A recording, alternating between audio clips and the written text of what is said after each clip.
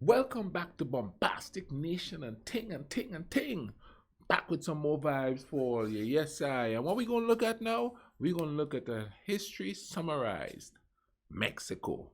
And the reason why I choose Mexico is because of all the indigenous people and stuff that's there, mixed with the Europeans coming in and all of that. So I think this is going to be like a kaleidoscope of culture.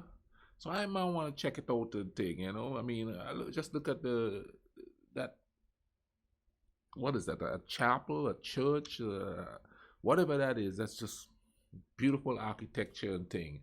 You know what I mean? And excuse me. Let's uh let's YouTube and Simmer. Let's just check this out, man. Let's just check it out. Mexico has got a lot going on in its history. From ancient civilizations building temples to the sun and sowing panic about the year 2012, to a great empire with a city in the middle of a lake and a habit of hucking people off of pyramids, to its less than willing participation in New World globalization and its development into an independent nation state. To put that into proper historical terminology, that's a lot of stuff going on. So to organize this and find out how Mexico became Mexico, let's do some history. This video is brought to you by NordVPN. Yeah, let's go. While civilization along this stretch of lands dates back thousands of years to players like the Olmecs, the Zapotecs, and the Maya, our story begins in the power vacuum left by the collapse of the Toltec Empire in 1122 AD. In the absence of any one dominant power, a series of small city-states carved out their own little corners of influence. 200 years later, the Mexica tribe settled right in the middle of Lake Texcoco to fulfill a prophecy. They were told that the apparition of an eagle perched atop a cactus and eating a snake would mark their new home. So upon seeing it, rather than look a gift eagle in the beak, they camped out right in the lake and began building the city of Tenochtitlan. The Mexica then allied with two of their neighbors to form the Aztec Empire. Through a combination of military skills, some fetching outfits, and a trusty obsidian macahuitl, the Aztec Empire grew to dominate the land from coast to coast. Meanwhile, the capital Tenochtitlan became a fabulously huge and beautiful city of canals, palaces, markets, aqueducts, and more.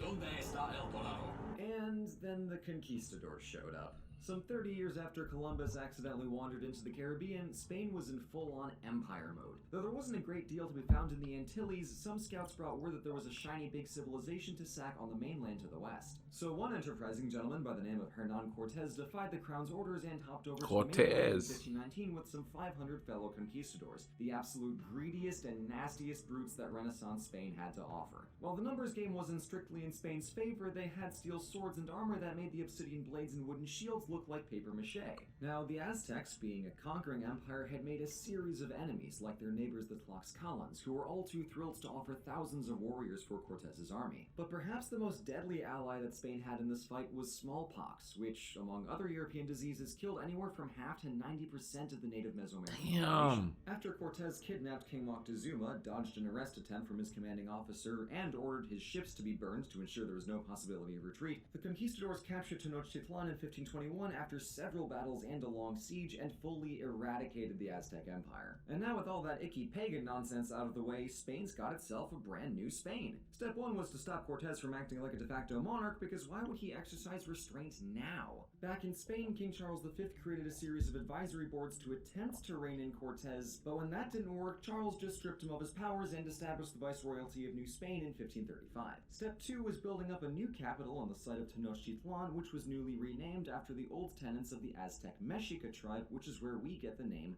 Mexico. So Spain was governing the place. In addition to the power of the monarchy, Spain formalized their superiority over the native peoples through a casta system, which classified everyone from Iberian-born Spaniards down to indigenous peoples with Mexican-born criollos and mixed-blood mestizos in the middle. Step 3.5 was adopting an old Aztec law mandating public labor and transforming that into the Spanish encomienda system, which wasn't technically slavery, but it was pretty dang close. Step 4 was Christianity. In New Spain, the Catholic Church had land, power, and an undying determination to convert everybody. Polytheism is usually pretty open to new gods, so getting Jesus in was fairly easy, but getting Quetzalcoatl, Tezcatlipoca, and the rest of the gang out was far trickier. So missionaries got a bit torch-happy and burned countless texts. A few did attempt to limit the harmful effects of colonization, but they got pushback for suggesting that non-Spaniards had, gasp, basic human dignity. And others used Aztec human sacrifice as justification that hippity-hoppity, your soul is my property, so it was a rocky process.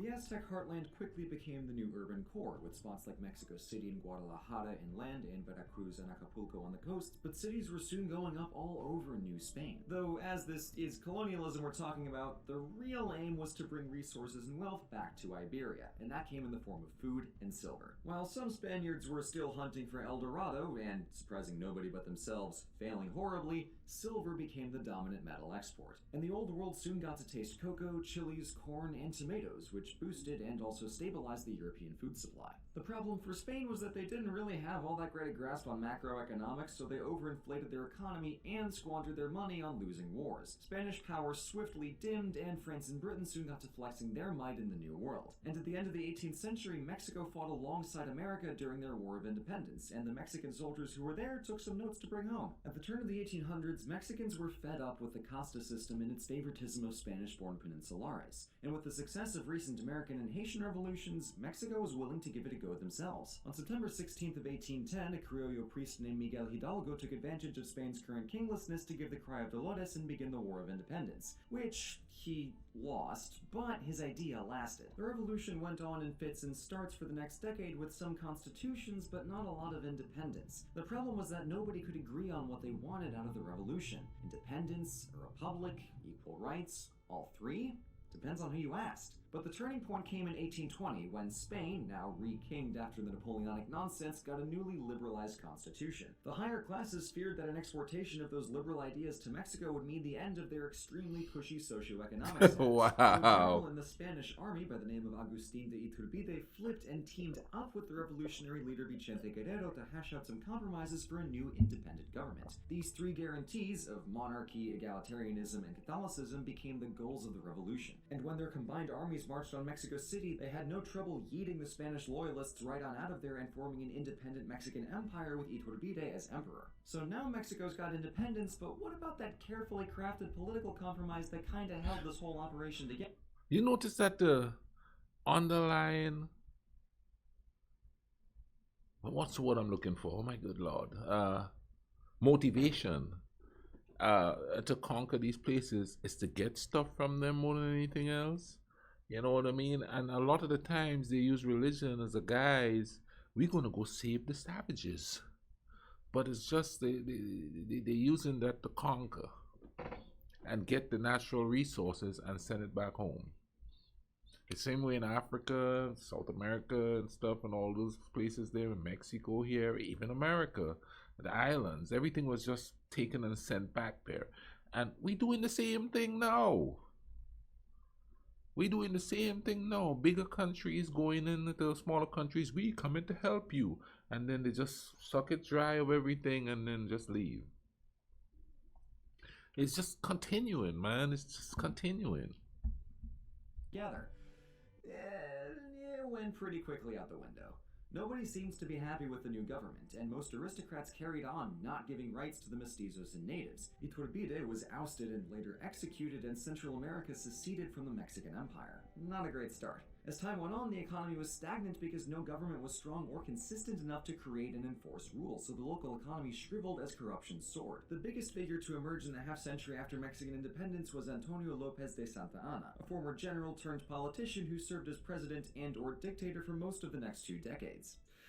Watch out, this becomes a trend.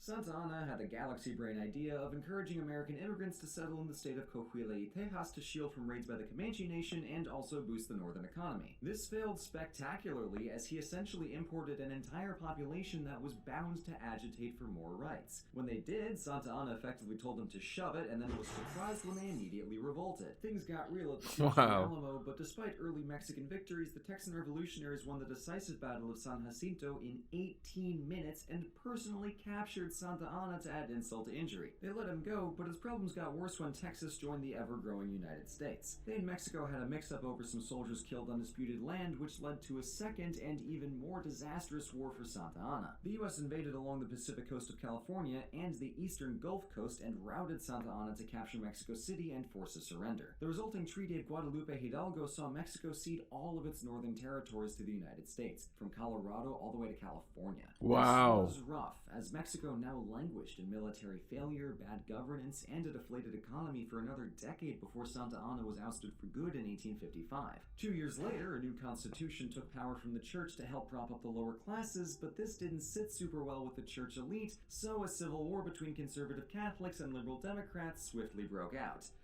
Yay. In the course of the 4-year war, both sides borrowed huge sums of money from Spain, France, and England to finance their militaries. And when the Liberals won the war in 1861, Europe came to collect for both tabs, which goes to show that war profiteering is great because no matter who wins, you still get rich. Easy. Obviously, Mexico couldn't pay all of this, so they defaulted on their debts. In response, the French Emperor Napoleon III decided to take matters into his own empire and invaded Mexico to place a Habsburg puppet on the throne. France landed on the Bay of Campeche and pushed towards Mexico City, but was spectacularly halted in its tracks by the Mexican army at the Battle of Puebla. This is what Cinco de Mayo is about. It's not so much an Independence Day as an anti-recolonialism day, which is different but has the same core energy to it. Unfortunately, the war wasn't over, and France regrouped to capture Mexico City and install their puppet Maximilian on the throne. 3 years later, the Mexican Republican Army recaptured the north, and America shot some nasty eyes at France, so they decided, better off not fighting a war on two fronts, and then they withdrew. The new Mexican government set about some much-needed reforms because, oh man, Mexico has been having a rough century here. The next 4 decades saw the country secularize, reform the central government to be stronger and more efficient, build infrastructure, and modernize the army. That last one is relevant because the 1880s through 1910s had another military strongman turned politician who rigged elections and manipulated the army to stay in power.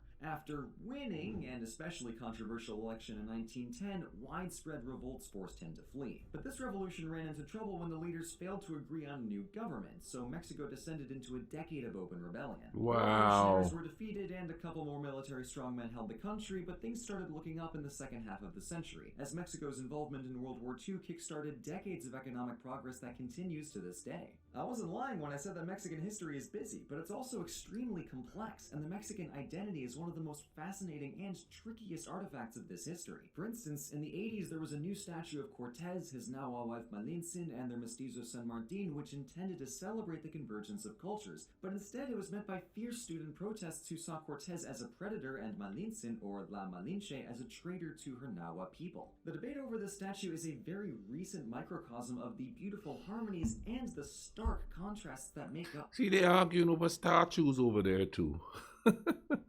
So I guess it's everywhere, huh? Mexico's history. A story that's deep, inspiring, and sometimes dismaying, but above all else, very much alive. As we've seen, it can be hard to protect your empire from conquistadors, but it's easy to protect your online data from hackers and thieves with today's sponsor, NordVPN. The digital world is vast and speedy, but it can also... Wow, that's crazy. That's a lot of stuff. Compared to my little island, man, some of these countries' history is so complex and twisted around and thing, you know what I mean? It's interesting though. It's interesting and thing. Hey man, I hope you guys enjoy this as much as I enjoyed watching it. It's always a joy to learn something new. You know, you hear about all these places, but you don't know the history of it. I mean the deep history. Like I know about the Aztecs and all this stuff, you know, just surface stuff, but to delve into it, it's kind of interesting to see. And it's also interesting to see that we keep doing the same thing over and over and over and over and over and over. Instead of all just coming together, you know, now people talk about globalism, ooh, you know, like why can't everybody just be chilling and enjoying life? Just relax and enjoy, you know what I mean? And thing we gotta worry about, ooh, globalism, this is gonna take over and this is gonna do this, and everybody's trying to take everybody over instead of just living and let live.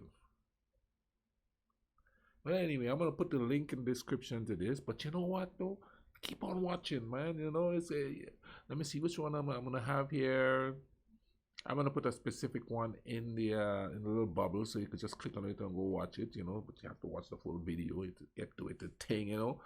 But you know, man, we gotta start taking care of each other. I'm gonna keep saying that at the end of every video. We have to start taking care of each other, because you know, under everything, we're all humans. And when people terrorize you, you suffer. We all suffer. You know, when people treat you with respect, we all probably gonna be happy. So take care of each other. Cool runnings.